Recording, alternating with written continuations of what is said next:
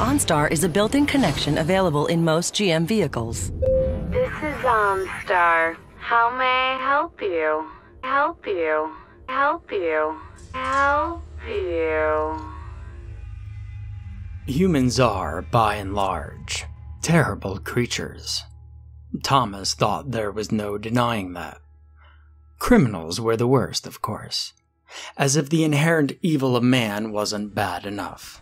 Society could press down on the backs of most folk and keep them in line, but then there were some people that thought even less of other people than normal.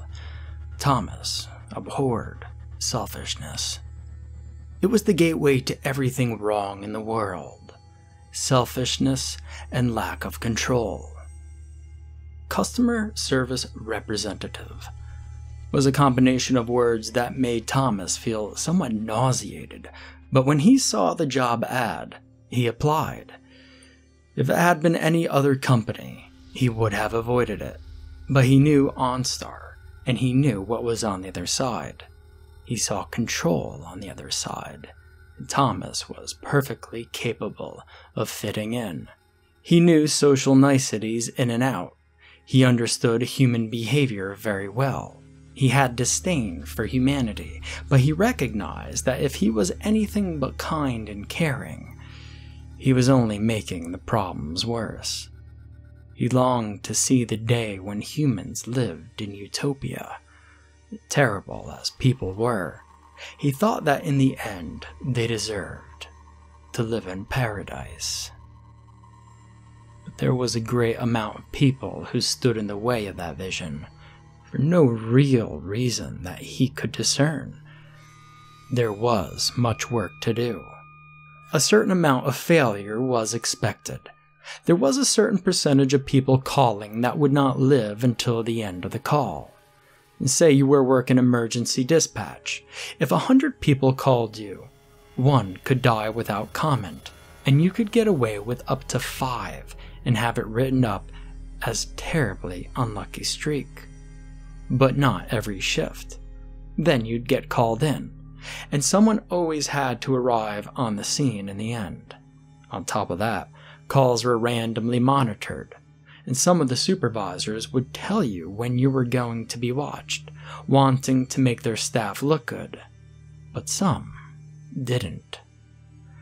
Thomas figured out quickly that there was no efficient way to do his work that way. He tried the natural method a few times, but he didn't enjoy it. He'd pick up the phone to keep the line busy and let whatever unfolded accident take its course. But it was a harrowing way to do business, and it ran counter to his daily life philosophy of doing good. And nowadays, with people carrying phones around, there was a chance they might be able to reach their phone in time, and then Thomas was directly in the firing line. Once, just once, had Thomas been forced to stand before a special board to determine if he had fully acted within his power as an OnStar advisor to protect and serve the customer. He said he had gotten scared, paralyzed. He was just starting out then, and the accident in question had been an unquestionably harrowing 3-car pileup.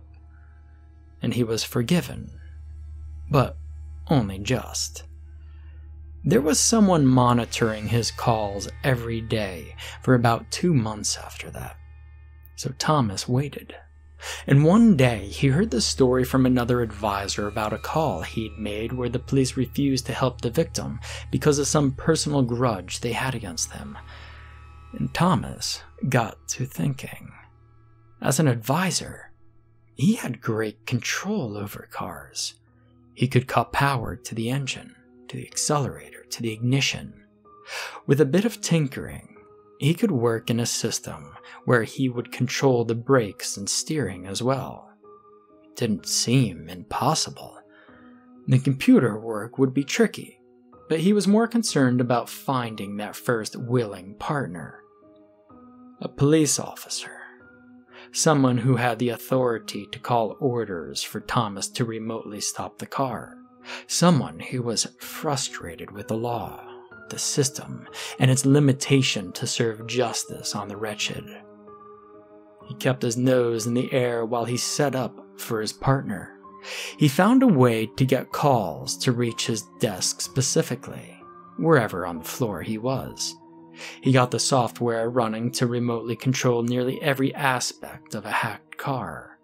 He even swapped his old car out and bought a new GMC model to test the functionality.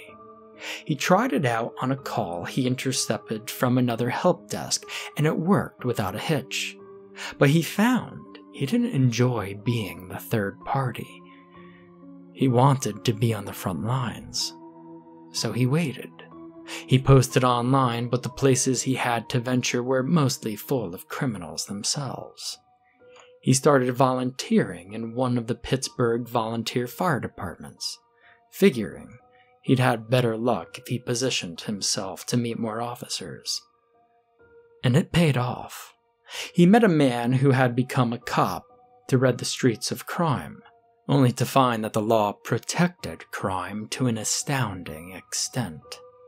More despicable were the cops, the lawyers, the judges, who were willing to look the other way for a few bucks or a shot at a municipal seat.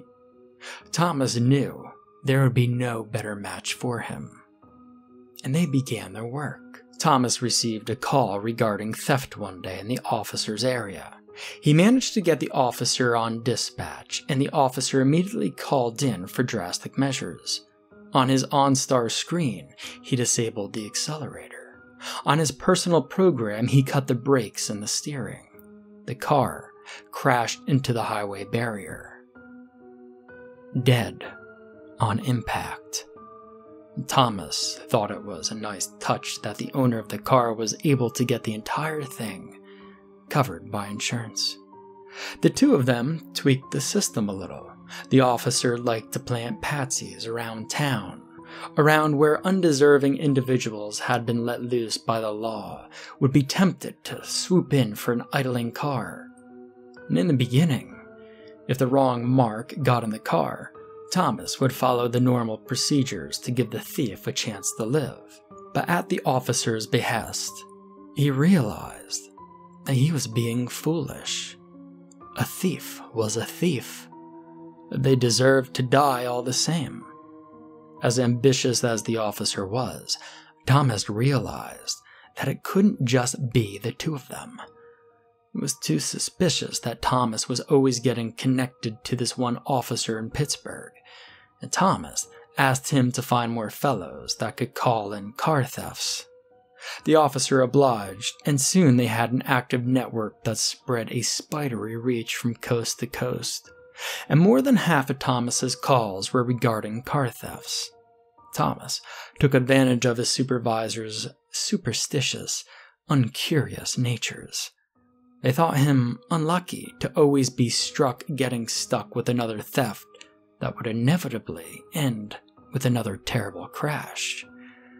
They told him he was so strong. He was so comforting and caring to the customer who was enduring these tragedies. Always from afar, Thomas made sure of it. He worked so well with the police, and the police held him in such high esteem. Thomas took their praise with quiet dignity. He asked if he could just take all the car theft calls possible, since he was more or less a specialist by chance. And nobody particularly fought him on it, and car theft calls were routinely rerouted to him, especially the high-risk ones. And Thomas preferred to work with his partners, who knew what to expect at the end of any pursuit. But there were some advantages in working with unknowns. If they were rude to him, he would simply whip the car around and ram it into the offending officer. And working with unknowns reminded him to be careful. If every call ended in a ball of fire, even the most lenient of executives would start to question what they were doing wrong. Nevertheless, Thomas was purging the world of at least 10 criminals every week. He rested his chin in his hand and smiled. There was no more rewarding job.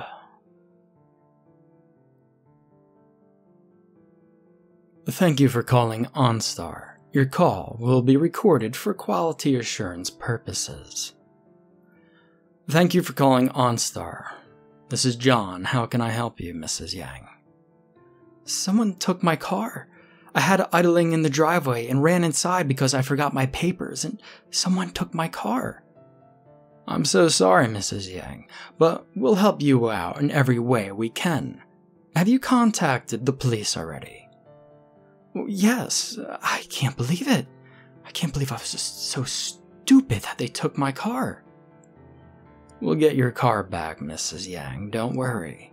Your vehicle is equipped with both remote slowing and remote ignition block, and it is being tracked as we speak. Your car isn't very far now. Can I put you on hold for a moment while I contact your area's police?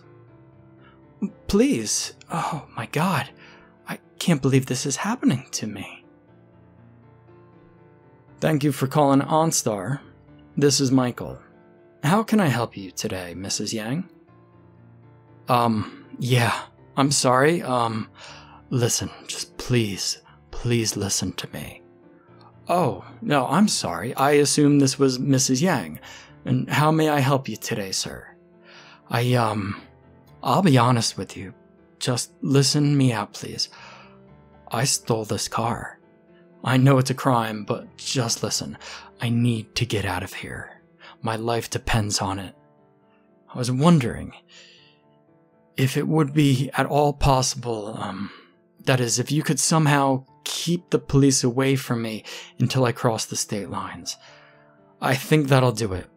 If I stop driving, I'm dead. I would never do this. I would never steal a car like this, but I have no choice. Please, I beg you. Please hold, sir. I need a supervisor here right now, the highest level possible. I have a stolen vehicle crisis.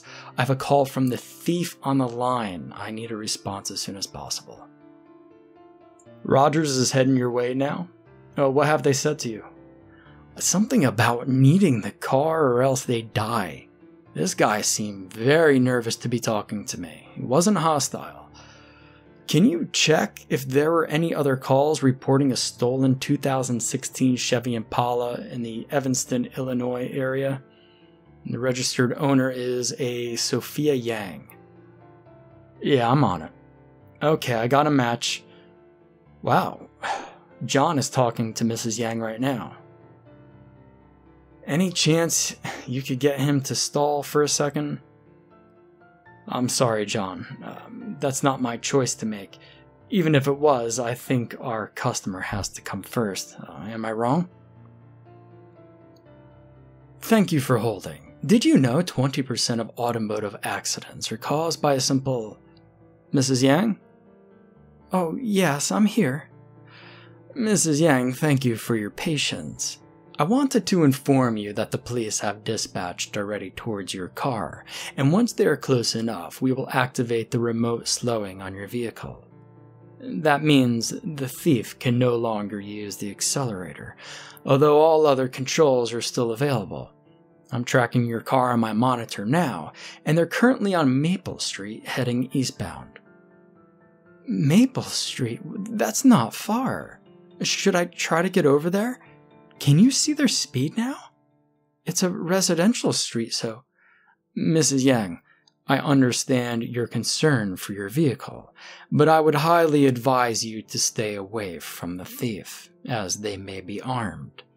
The vehicle is currently traveling at 40 miles per hour. Is there any information about the thief I could pass on to the police? Oh, I barely saw him. It was a man, that I do know. Probably white with dark hair? Or at least his skin seemed pretty light. I can't remember what he was wearing. Maybe a hoodie or something. I really don't know anything, I'm sorry. I just walked out the door and my car was backing out. I thought for a second I had left it in drive and it was rolling, but this road is so flat, and then I saw a strange man in my car. I just didn't know what to do. I understand, Mrs. Yang. It must have been stressful and frightening to you. I'm going to switch lines for just a second and pass what you told me on to the police. Is that okay, Mrs. Yang? Oh, yes. John, this is Michael. I need to speak to you. Regarding call with Yang, stolen vehicle assist. I'm currently on call with police and customer. I cannot break. If you could continue to convey via monitor. Need you to ask for police delay. Have thief on call via in-vehicle module. Are you crazy? Customer is our priority. Did your supervisor clear this action? No, they did not clear. Please request delay, no remote interference. I cannot do that. Keep thief online. Inform if armed or try to talk down. Please request delay, no remote interference. Sir? Yes? Here at Onstar, we put the safety and trust of our customers first. This is the primary mission in serving the... Did he just disconnect? The call ended. Okay. Mrs. Yang? The police are now approaching the vehicle and we have disabled the accelerator. Oh my god. The car is slowing. I have it as going 20 miles per hour now. Police are reporting that they have turned on the lights and the car has continued to drive normally. So he's not stopping? They say the road is clear and he is continuing to slow, but the brake lights have not come on yet. Mrs. Yang? Yes? I'm sorry to tell you, but it appears as though the car sped up and hit a guardrail.